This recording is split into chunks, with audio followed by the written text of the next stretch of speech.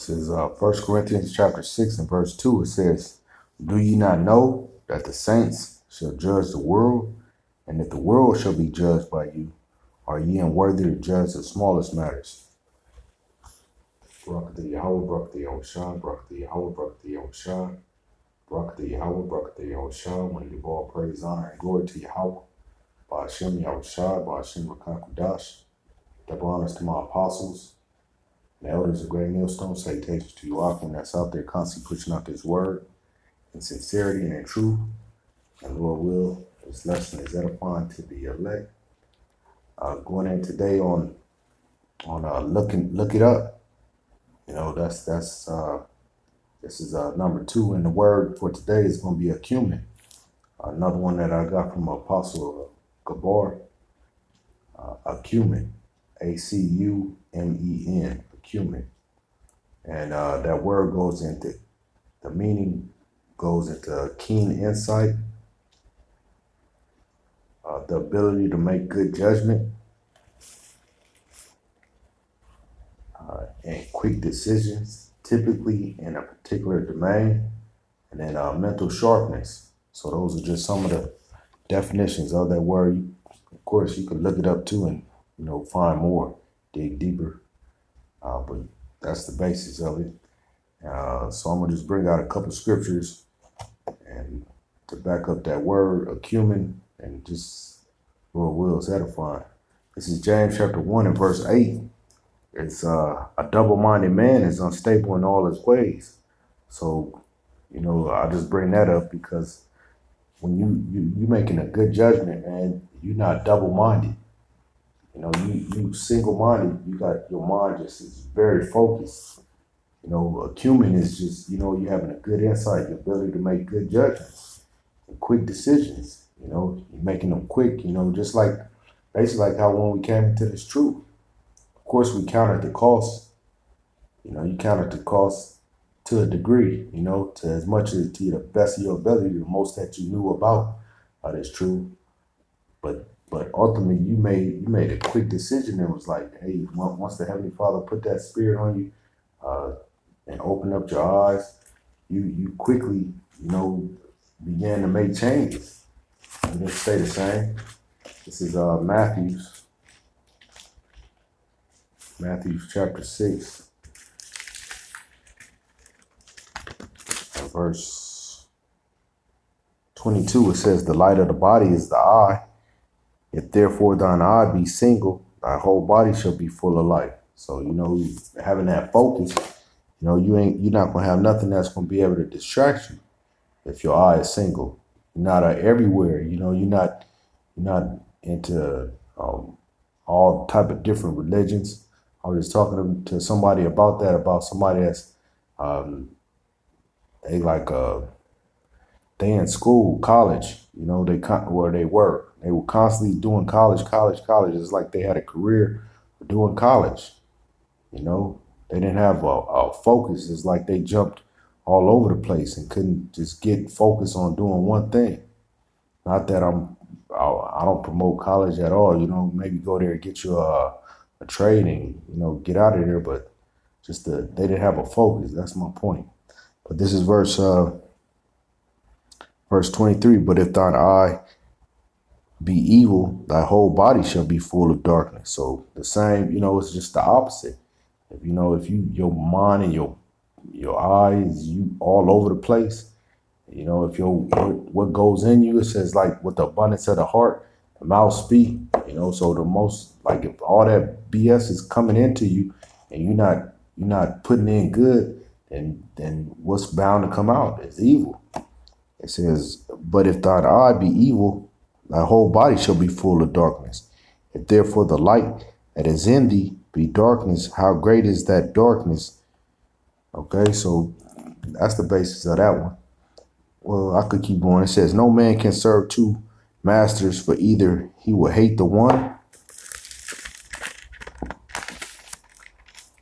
and love the other." So it's either one or the other. You know, the Most High, he's not double-minded. He's single. You know, he's a jealous power. And this acumen, man, just going back to that, it says making good judgments and quick decisions, typical in particular domain. Mental sharpness, so being sharp, you knowing what's going on, you focus. All right, it says, and the love of other, or else he will hold the one and despise the other. You cannot serve the Most High and Mammon. So, not being all over the place.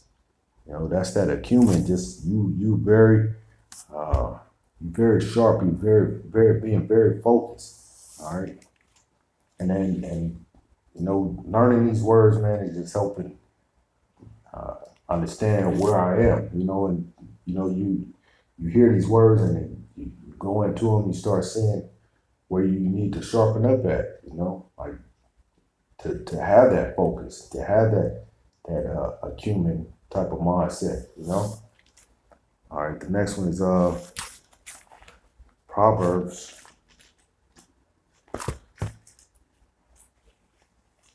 Proverbs chapter 14.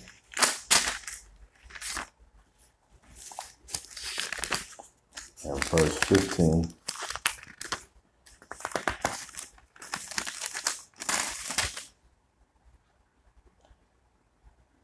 Proverbs 14:15 says, the simple believeth every word, but the prudent man looketh well to his going. So you're not being simple in this, man. You're not gonna just take everything for like they say, for face value. No, you will look into it. That's having that acumen type of mindset. The ability to make good judgments. Quick decisions. The simple. If you're being simple, that's believe every word. You got to take it into account. Look into it. You can't you got to go study for yourself. It says that scripture. It said, go study to show yourself approved. You go and look into it for yourself to find out if what's being said is true. So you don't just take it for face value. You got to go take the time out and look into it yourself. This is Deuteronomy. And this is the last one. I'm going to close it out. Deuteronomy chapter 30.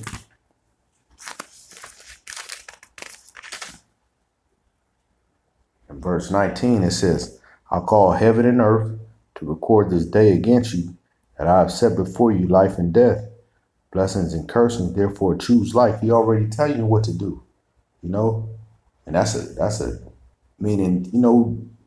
This to me matches up with the acumen, meaning he telling you what to do. He telling you to choose life. It's like blessings and cursings, but he telling you right there. He said blessings and cursings. Therefore choose life. He telling you choose life.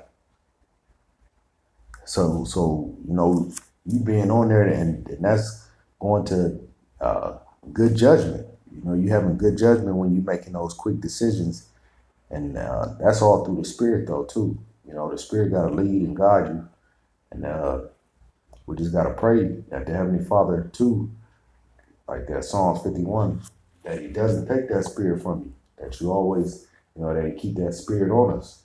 That He don't, in spite of the things that we may do. But that's why it's so important to take time out to fast, to pray, to actually dig into these scriptures, to get into the dictionary, get into the words.